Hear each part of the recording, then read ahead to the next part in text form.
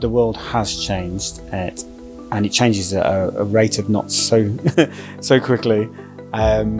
Things that we would never think were available are now becoming available. You know, having a heart rate monitor on your wrist or a falls prevention device such as like this, that has changed for us as much as it has changed for the people we support. If I had Nourish when I was a support worker, I would have probably recorded a lot more detail. I probably would have had a lot less stress and anxiety about that process, about recording that person's day. Late 90s, I'd experienced social care before then and looked after services, but there was no IT around then. I've seen that huge cumbersome piece of technology transform into wearable tech or a tablet or a handheld device. Absolutely has changed the landscape. The fact that our computing power is now so much that it can be reduced to small pieces of small devices. I do think there is a big future for AI, specifically in our organisation, but in all organisations in social care. We're at the same position as every other industry, but we have more safeguards in place. So whilst we are all at the same jumping off point, there is more for us to consider before we go there.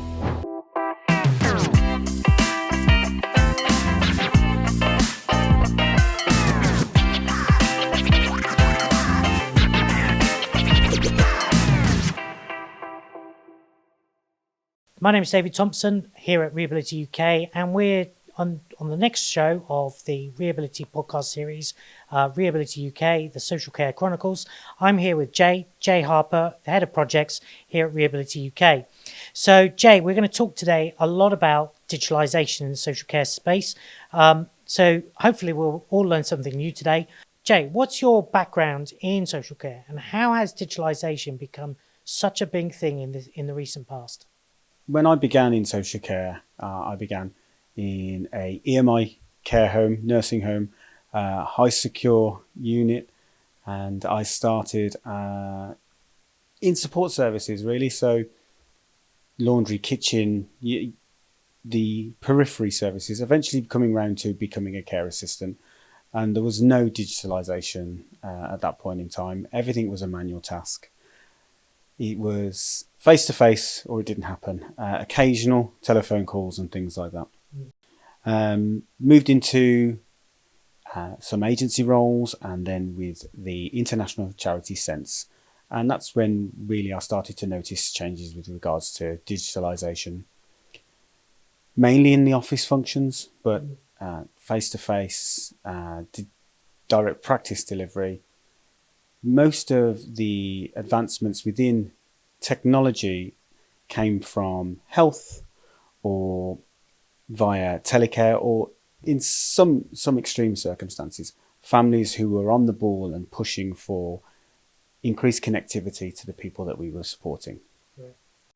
So I've had knowledge across the whole care spectrum for my whole life, and so I've seen different directives and different outcomes being pushed upon us from different directions, and digitalisation was never really a key part of that until really our health, our care, our say documentation from the government, the white paper was released. And there was a lot of information listed in there with regards to technology and how that can change the way services are delivered. And there's a specific line in there that says, scientific advancements will continue to change the way in which we deliver our services. And really, from that point onwards, every organisation has been interested in digitalisation. And so you mentioned briefly there was a white paper that was started.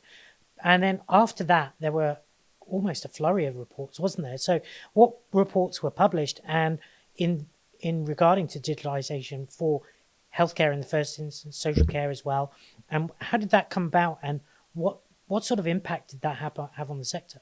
So healthcare was the big driver for digitalisation. It's always been at the forefront, mainly because of the immense number of professional bodies that work alongside the people we support in healthcare. So Our Health, Our Care, Our Say was published in 2006, and following that, the King's Fund released a briefing paper on that the following year. That was the first real comprehensive view on and reaction to a publication that everyone started paying attention to. They really researched how that paper could be applied practically within services. Over the time scales from then to now, we've had different documentations from Age UK, Active Care Group, the NHS have released a few, all detailing how technology and digitalisation can be beneficial. But what really has been the main driver and garnered the biggest response was when King's Fund released a follow-up paper in 2018 with regards to digitalisation in social care, specifically in this sector, not an add-on to healthcare, not a joint paper, but one comprehensively splitting out what we really need to be doing in social care to advance in this area. Following that, there's been an even bigger flurry of papers. So NHS Digital and NHSx, later becoming NHS England, have released paper on paper and guidance on guidance, as well as Skills for Care and NICE have produced evidence-based research papers, all pointing to better uses of technology. A lot of what has been mentioned tends to be the focus around how patients can access their own data, or how we can digitalise those kind of services. So more the back end, the operating side of social care. But there have been advancements too with regards to the direct delivery, particularly in moving and handling, telecare, and those small bits which actually would have cost a lot of money way back when we started in social care, but now are accessible to everyone. What were your original forays into using digital technology in previous roles where you've been actually on the front line delivering care? Thinking back now to when I was a support worker, care assistant, we were the last to receive advancements in technology. Healthcare was always leading the foray. Telecare was constantly changing. There's always something new there.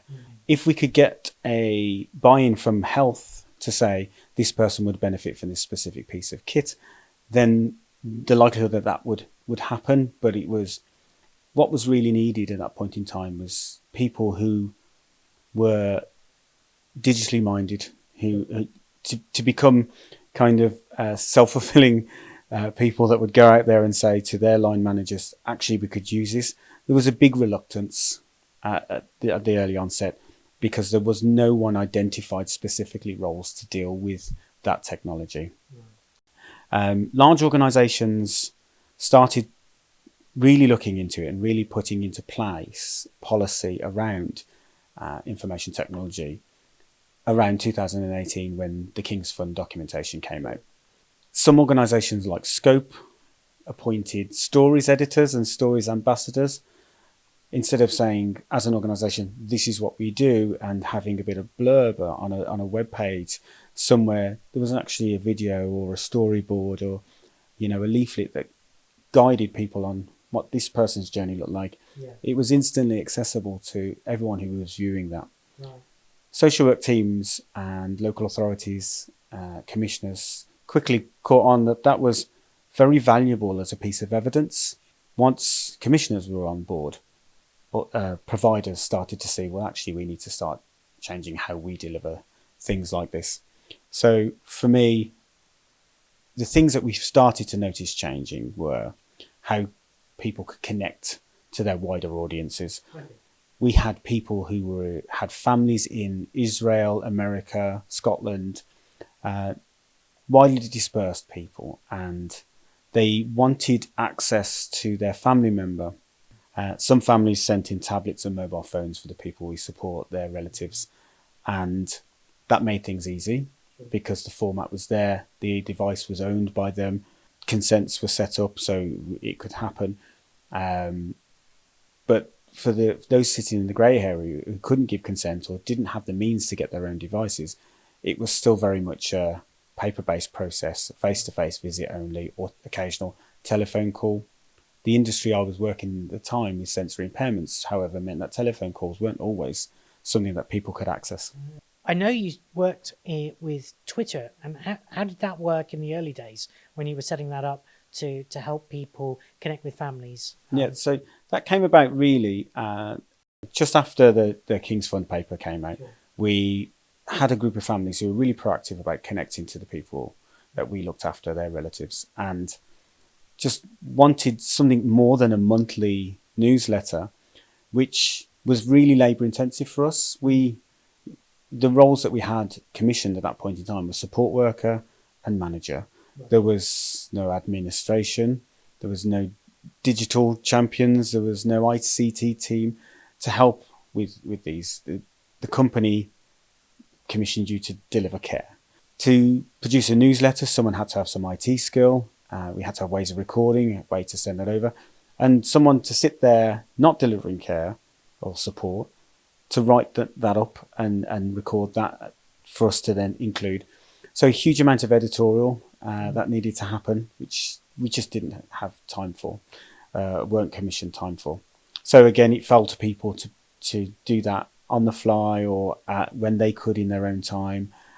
Invariably, the managers would always do more than they were commissioned to do, and to get that out there. So we needed to find something that would work better for everyone. And so in our specific part of the world, which was very, very remote Lincolnshire, we found that the social media platforms that were already out there provided an answer, and it took a group of us to find the correct privacy settings, the correct formatting settings, and we invited our support circles, our wider stakeholders, to this company-based Twitter, and we would share daily uploads of activities on a purpose-built device for that task alone, secure, because essentially data protection and GDPR was always at the forefront of what we were doing. Sure.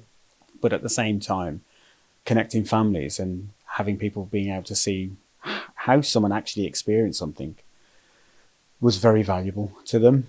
And so we set that up, and we found that people were interacting more with us. We were getting more suggestions from families, more feedback, and the people we support were visually getting something. For those that had some vision, those that could hear. It later drove us to create a chat suite at the service.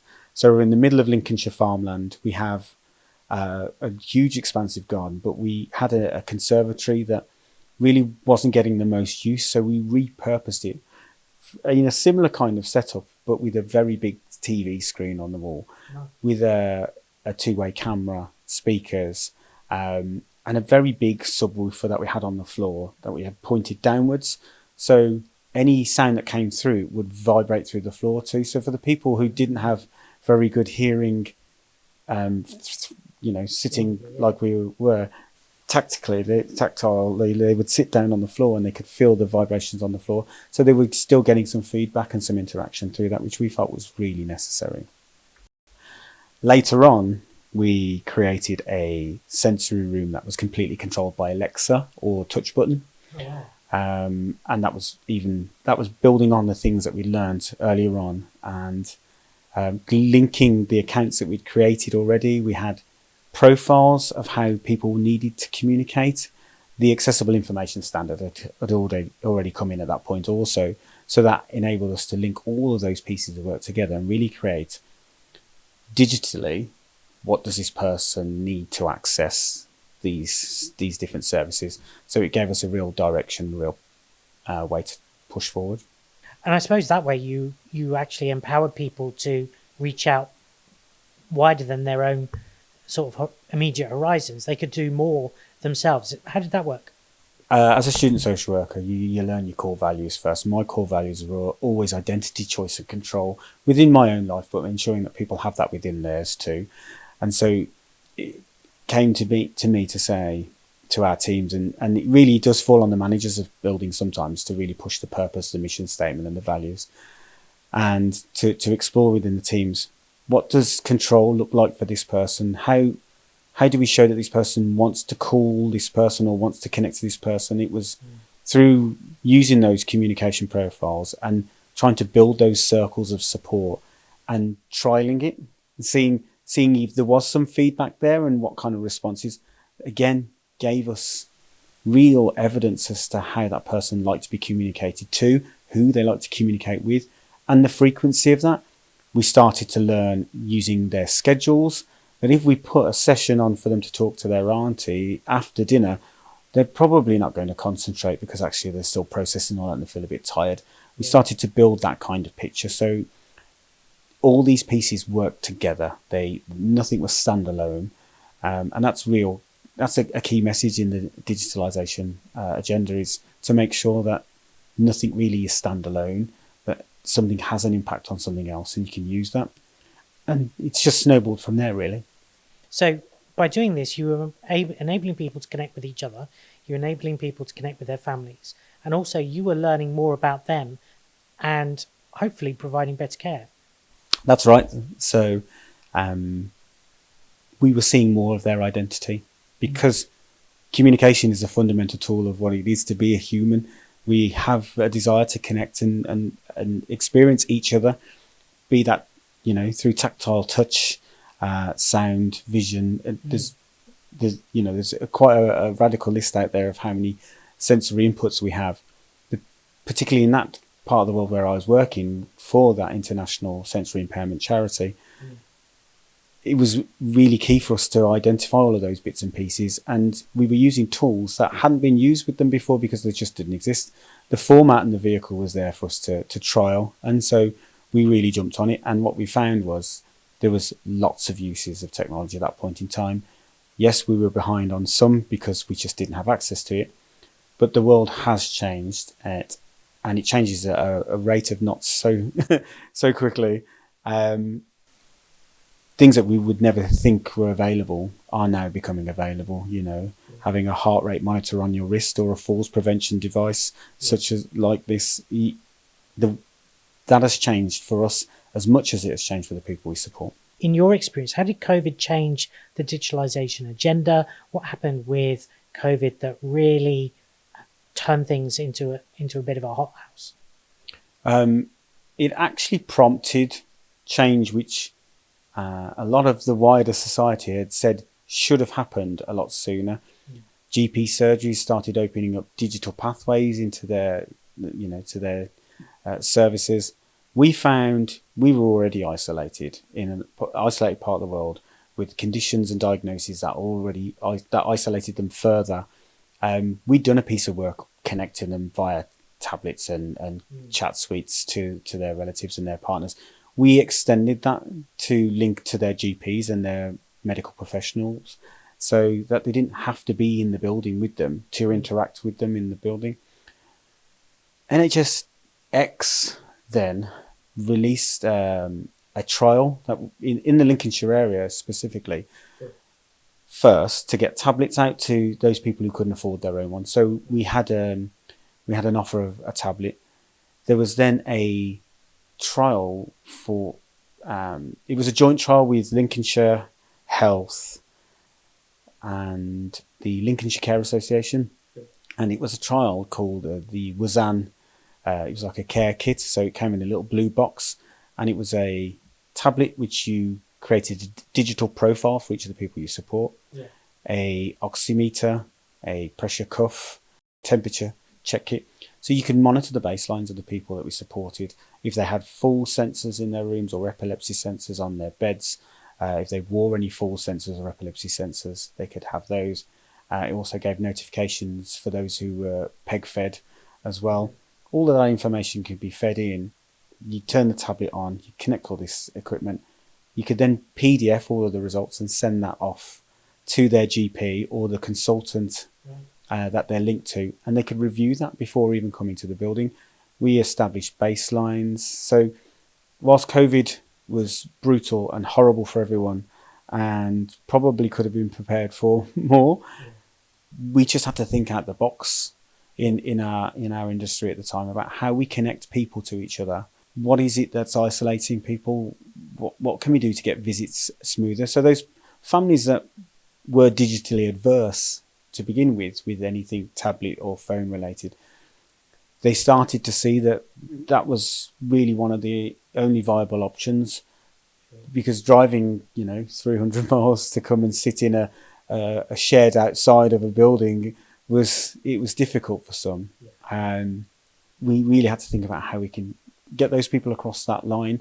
What we had to do is, again, become the digital champion to show them how they can access these bits of information, choose platforms and providers that had good help guides that we could remotely jump in and help them on whenever they got stuck.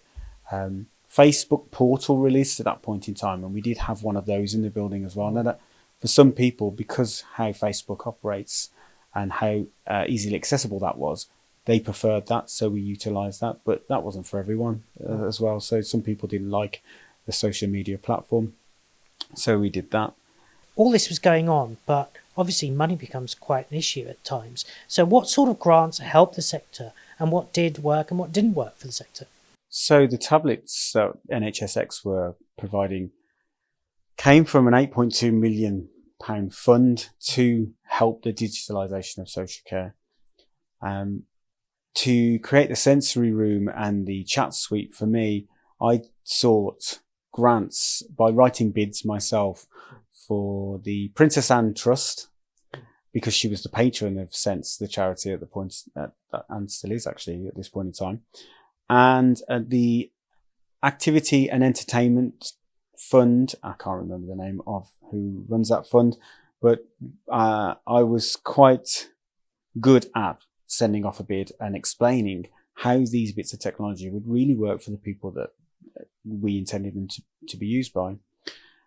And thankfully, I was successful in all those bids, and we managed to navigate our way through the data protection toolkit from the NHS. So we did get our tablet too.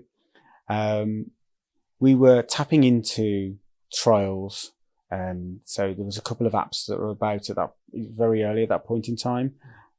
One was about mapping the feelings and thoughts of the people we support by just touching on an image that's linked to that thought or feeling, and then that would fire off as a daily summary. We accessed a free trial for that from the makers of that app. So we were constantly thinking about how can we bring technology in. And again, it wasn't our roles, but we taken that upon ourselves because we wanted to be advanced, and we wanted the people that we support at the time not to be behind purely because of the fact that they couldn't go out there and ask for it specifically themselves. So yeah, being cheeky and asking, and eventually getting. There were lots of other grants out there, and there was also COVID payments that some local authorities were sending out there. Some of them were means tested, in which case you had to provide an explanation of what you were going to do with these COVID grants. So they funded things like the pods that people had in their gardens, little rooms, and things like that. But there was technology that was also could have been included in that to connect people further. COVID really forced people to think differently, to connect differently, to find different resources and find different elements. And obviously that's had a knock-on effect throughout the sector. So what's happened within care companies, do you think, to expand digitalisation and for simple things like staffing? What's changed in the time that you've seen in the last 3 years? Everything's changed from within social care from when I've started. Like I say, everything used to be a paper-based or manual-based process. The people that are employed in organisations, whether they be small or large, there was usually an IT person. Right. And that was a systems-based person, not a assistive tech, communicative technology, any of the other functions that we now see. It was one person to set up a computer for a new starter, or to make a new email address for us. There was no other extended roles. What we find now is we have projects, we have systems analysts, project coordinators, solutions architects. We have roles that have popped up. Project management roles predominantly are popping up in all organisations. Stories editors. We have huge, extensive attachments to marketing, quality, HR, recruitment. And there was usually a system attached to all of those too, or an app. So for instance, files used to be paper-based. Everyone used to have a file, used to have 12 sections in it, usually about this thick, a ream of paper thick when they were complete. Now housed on a digital platform, enabling managers and support services to access that information should they need it. There's lots and lots of different roles now. And some may say that organisations may have become top heavy because of that, but I think every single one of those roles is crucial. So having the right team in place, the right training in place to educate those teams on how to access those different platforms is crucial. So it's a fine balance, but I think all of those roles are absolutely essential. Yeah, and I think also one of the things I'm seeing is that the shift into digital technology, that brings efficiencies into the process. You know, I've seen how people are using digital platforms for note taking, and that's like creating a shared platform that everybody can use. For example, here at Rehability, we use Nourish. And so in your opinion, how much time is that saving, and what's that doing to help the people we support? For the specific example you use, Nourish is a wonderful piece of software, care planning software. And so for me, I'm dyslexic and dyspraxic. I use a tablet to take my notes to enable me to do the admin of my role at the same type of speed that it would take someone who doesn't have that diagnosis, and able to share those documents and publish them. If I had Nourish when I was a support worker, I would have probably recorded a lot more detail. I probably would have had a lot less stress and anxiety about that process, about recording that person's day. A lot less worried about spelling, because Nourish has this great function that you can speak to it and it will turn your speech into text. So when I was a support worker, each hour that the person was paying for, they would get 65 to 70% of my time, direct interaction. The rest of that time was filled with admin or service-based tasks. And that's really not fair. You know, they pay for an hour of interaction, but at that point in time, we had to record what we were doing. We have to evidence what we're doing, because if we don't evidence it, it didn't happen. And when it comes to reviews, that person is punished by losing that hour because no one recorded what we were doing in that hour. Nourish, however, with the advent of the speech to text function and that working really, really well, you can do more with that person and know that you only have to spend 5 minutes of that hour speaking to Nourish to give you a review of your day. It's a wonderful piece of software. So it's amazing that that's happened whilst I've been in and around the social care arena. And I suppose from the government perspective, actually investing in social care now is a priority, because the more that they can help people stay active, mobile in their own communities and within their own care settings, rather than going back to primary healthcare settings, I'm sure that's a really big motivator now to ensure that community care comes along. And obviously we've seen the change in the way that the NHS is structured and the way that clinical commissioning bodies have come along. What's your take on that? They realised, the government and the NHS partners, that the biggest bottlenecks to anything that we're doing is manual process. Right. It stops and it grinds everything to a halt. Managing a paper-based manual file every single time someone's had an interaction, and then the portability of that file between departments or between providers becomes a big security problem. Sure. So the restructures around the NHS purely were along the lines of, can this be a digital process? Is there something that we can do to make this easier for everyone? And we also, along with GDPR, had subject access requests. How can they respond to those? Because at one point they were crippling the NHS. So they needed a format to make that an easier process. And again, the answer was digital. So having a digital file that people could access via their GP, where everything was recorded, meant that also departments could all update one file. You didn't have multiple records. And from the government's perspective, that's really great for mapping your national insurance and how things are paid for, how services are paid for. So it was a really big driver going digital. They realised the benefits of it. But again, we always found that health were always at the forefront of that. They were always the biggest driver of that change. Now that we've seen that we've gone through this big change with COVID, we've gone through this huge digitalisation learning curve as a sector, what, in the time you've been working in this sector, you must have seen some big changes in the way that the physical architecture, the computing power, what's that change been like within the digitalisation process for social care providers? I remember when the first technology came in, and it was again purely based on an operations perspective, how services were run, not what people were receiving. It was the first PC that came in, huge, massive monitor, really cumbersome piece of grey technology that would sit in a room and have one person alone access it. Whilst that brought word processing into the building, which helped with care planning, still there was a lot of paper process. Yeah. Over the time since then, so I mean, I began in social care as a worker in the late 90s. I'd experienced social care before then and looked after services, but there was no IT around then. I've seen that huge cumbersome piece of technology transform into wearable tech or a tablet or a handheld device.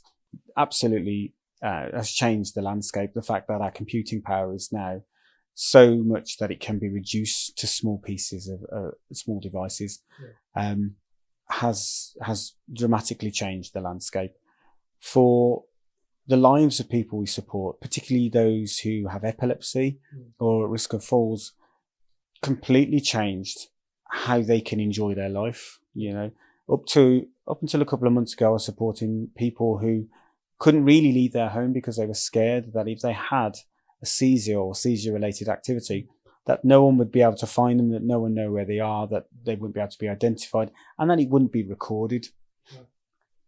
They now have wearable tech. Particularly, there's a great range of wearable watches, and that captures everything, but also alerts people that that's happened. Same with falls technology. Really opened up how they can live their lives. It's mitigated huge amounts of risk. Right. So having technology change and adapt so much and become cost effective, become affordable has been the biggest change, because obviously at one point in time it was never deemed to be ever be that way, but it has got that way now. Yeah. And what's your view on almost sometimes, I mean, what we've seen also in our sector is that providers have sprung up with what I would call large scale tech. So they've taken a tablet and a phone and they've blown it up into almost a table size piece of kit. What's your view on that kind of technology and how it's helping people we support? So yes, the ergonomics has been a big driver of change. People want to have handheld devices, but looking at the people who I've supported over my lifetime, that isn't necessarily the best way to go.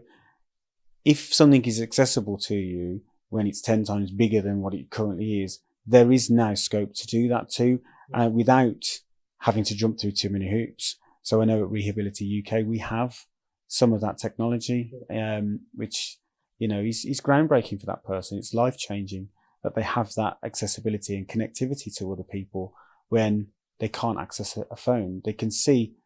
They will see how much the society and the world has changed, where we're held by these little devices in our hands and not have that accessibility must feel awful to them. Yeah. So being able to adapt that and maximize it almost is wonderful. Brilliant. And what do you think is going to happen next in the digitalization space? Because I think everybody keeps talking about AI, but what does that really mean for us in our sector? There are a couple of providers out there already that are using AI, and there are ethical boundaries that we have to cross. There has to be conscious thought on how we process and how we action that in our services. So some of the providers that are already using architecture, AI, to create content, write risk assessments and support plans. Right. They have a morning where they feed all the information they have on that person with consent into that closed language AI. And that AI produces a support plan, a list of risk assessments, some content around those risk assessments, any local operating procedures, and it produces that to be reviewed. Right. For social care in the UK, we must always have a human in loop. We must always have a human reviewing that, because ultimately, then that's what we're commissioned. We have someone registered in post by our regulator to make sure that the documentation for that person is spot on. So that's the human in the loop in that instance. There is also the application of content and policy review from AI. So instead of having a screen or a folder where all of our policies are listed, we have an AI. And those who are, commissioned to deliver care and have an incident happen and they need instant information, they can go to the AI and they can ask the AI, I've witnessed this. Would this constitute whistleblowing or safeguarding? And the AI will scour the policies. It will produce the relevant part of the policy to them, ask them if that is exactly what they've experienced, fill a form for our regulator to know that there's been an incident for them, and then they can fill in the rest by speech to text. Right.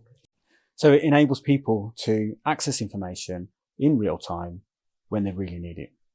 And also hopefully speed up the process, because obviously I think within the social care space, it can become quite daunting to fill in so much paperwork about so many incidents, or there may be an incident or another one, and it can be daunting to Absolutely. to do that. It was a snowball effect, and I alluded to it earlier with my dyslexia, that paperwork can be very scary, and putting your name to something, it's almost, if there's a spelling mistake there, it could almost infer something else and it could be misconstrued. So having technology there to assist you in real time is a big support. For us, specifically in the UK, it needs to be a closed, short language AI. We need to think about consent first and foremost. It should always be the place we go. Capability and consent should always be where we start off these projects. And why are we using that software? Why are we going to go down that route? I do think there is a big future for AI, specifically in our organisation, but in all organisations in social care. We're at the same position as every other industry, but we have more safeguards in place. So whilst we are all at the same jumping off point, there is more for us to consider before we go there. Sure. Because at the heart of this, we've got people, and people that we're responsible for, and people that we're caring for. So I think you've hit the nail right on the head there. We've got to put them at the core of what we do before we head off and do stuff. They are our key stakeholders. They're the reason why I'm here. And at my very core, I'm a support worker. So whenever I go to do anything with any system or any process, the fundamental thought that goes through my head is, why are we doing this and who is it for? Because they are key drivers. Thanks ever so much for coming today. Would you like to come back again? We'd love to hear more about this topic, because I know there are probably 8 or 9 elements we could do this. Can you come back again? Absolutely. Thank you very much.